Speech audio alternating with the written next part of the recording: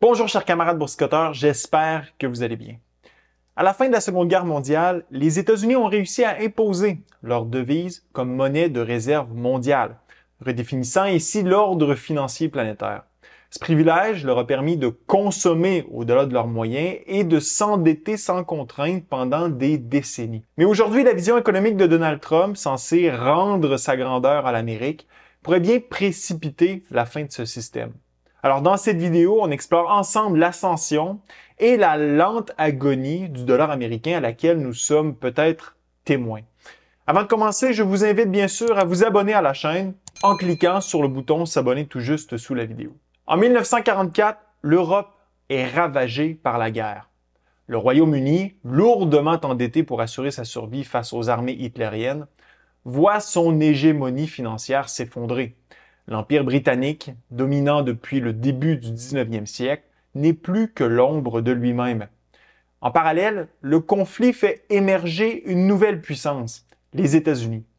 Épargnée par les destructions de la guerre, l'Amérique tire profit de sa puissance industrielle et militaire pour s'imposer comme la grande gagnante de la Seconde Guerre mondiale. Pour les Américains, les sacrifices consentis n'ont pas été vains.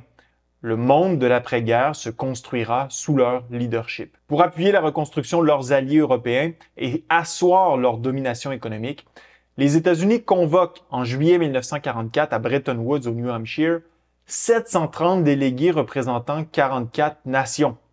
Ces discussions aboutissent à la signature des accords de Bretton Woods, qui font du dollar américain la nouvelle monnaie de réserve mondiale.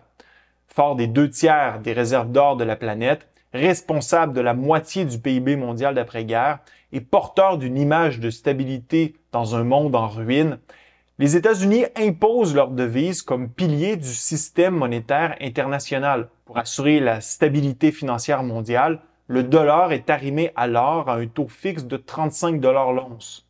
Sa convertibilité est assurée pour les banques centrales et les gouvernements signataires.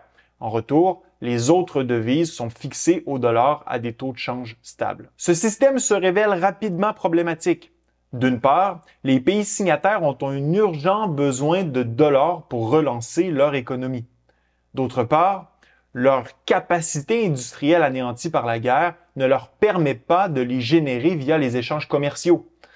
Pour injecter de la liquidité dans l'économie mondiale et favoriser la reconstruction de l'Europe, les États-Unis acceptent volontairement de creuser leur déficit courant, c'est-à-dire la balance des flux monétaires issus du commerce extérieur. À travers divers programmes, notamment le plan Marshall, Washington distribue dons, subventions et aides à une échelle sans précédent. Simultanément, les États-Unis importent massivement des biens provenant d'une Europe renaissante, engendrant des déficits commerciaux. Ce déséquilibre révèle un second problème, théorisé par l'économiste belgeo-américain Robert Triffin, le dilemme de Triffin. En tant que devise nationale des États-Unis et monnaie de réserve mondiale, le dollar est confronté à une contradiction fondamentale. Pour que les banques centrales étrangères accumulent des réserves en dollars, les États-Unis doivent injecter leur devise à l'étranger, notamment en important davantage qu'ils n'exportent.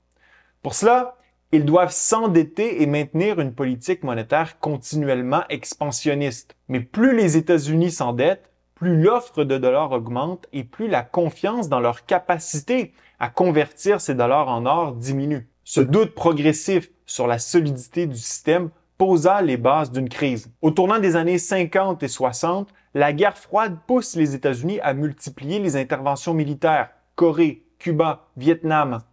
Ces engagements onéreux coïncident avec une guerre contre la pauvreté lancée à l'intérieur du pays par Lyndon B. Johnson. Pendant ce temps, de retour au pouvoir en France, le général de Gaulle dénonce le privilège exorbitant des Américains. Eux seuls peuvent financer leur déficit en imprimant leur propre monnaie, tandis que les autres nations doivent se procurer des dollars pour commercer à l'international. À partir de 1965, la France commence à convertir massivement ses réserves de dollars en or. Navires et avions sont mobilisés pour rapatrier le métal jaune vers l'Europe. D'autres pays emboîtent le pas. En 1970, la couverture hors du dollar passe à seulement 22 %. La viabilité du système de Bretton Woods est de plus en plus remise en question. En août 1971, confronté à une fuite massive de l'or de Fort Knox et à l'incapacité des États-Unis d'assurer la convertibilité du dollar, Richard Nixon suspend unilatéralement la convertibilité en or. Ce Nixon Shock marque la fin des accords de Bretton Woods. Le monde entre dans une ère de taux de change flottant. Pour autant, le dollar conserve son statut de monnaie de réserve mondiale.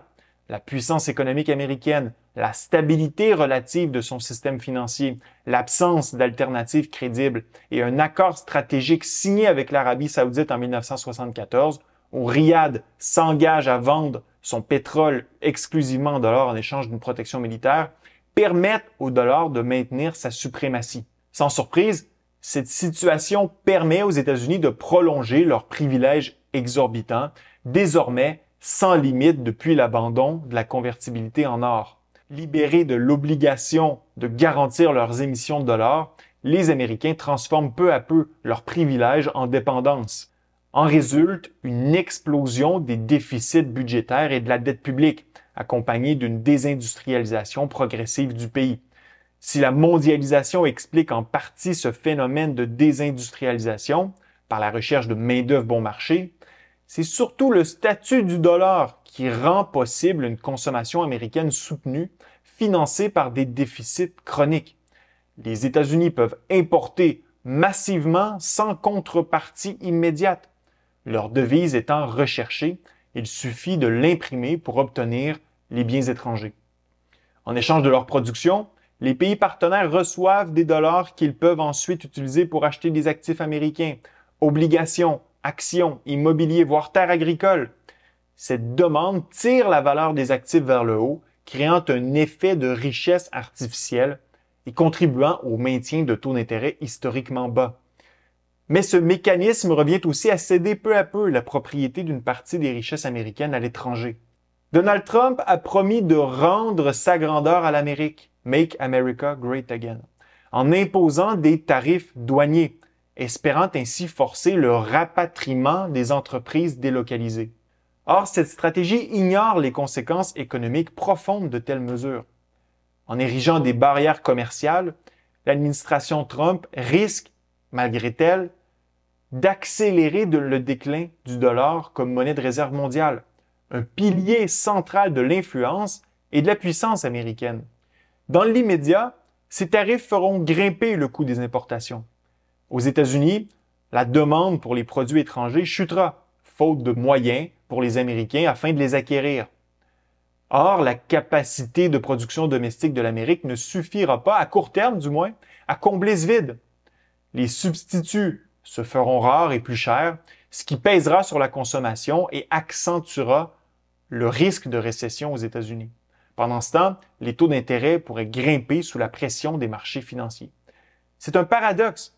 En réduisant le déficit commercial, les États-Unis pourraient aussi faire chuter la demande mondiale pour leur monnaie. Si les pays exportateurs perçoivent moins de dollars, ils en accumuleront moins dans leurs réserves et cesseront d'investir dans les actifs américains, y compris la dette. Cela ferait grimper les taux d'intérêt, alimentant la récession. Puis encore, les milliers de milliards de dollars en circulation à l'étranger pourraient revenir massivement au pays, alimentant une inflation potentiellement sévère. En 1944, les États-Unis se sont arrogés un privilège monétaire qui leur a permis de vivre au-dessus de leurs moyens pendant plus d'un demi-siècle.